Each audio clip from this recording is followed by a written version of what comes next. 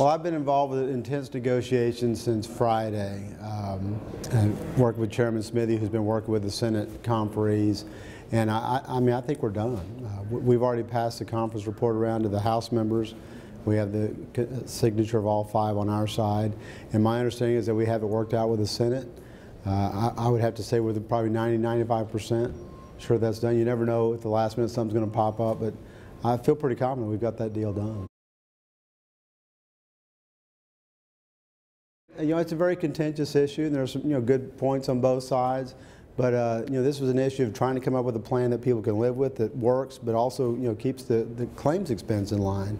TWIA basically is, I hate to say it, but they're having a hard time financially building up enough money to pay for the next storm that comes along, and we've got to be able to have some manageability and predictability on how much those claims are going to cost.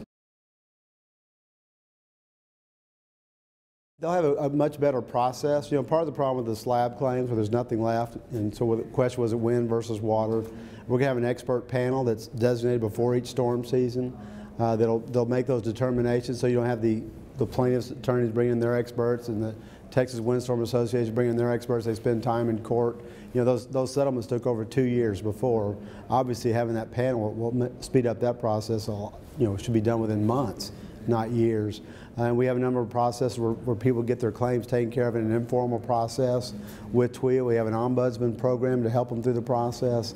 So I think we have a good opportunity to get these things settled without having to go to litigation. Litigation is just very expensive, adds to the claims cost, and frankly, the people don't get a better deal at the end of the day.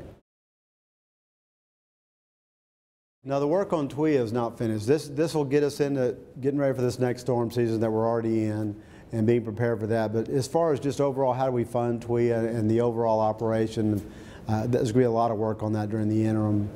You've heard a lot of different ideas on how to do that, and we'll be studying that intently over the interim.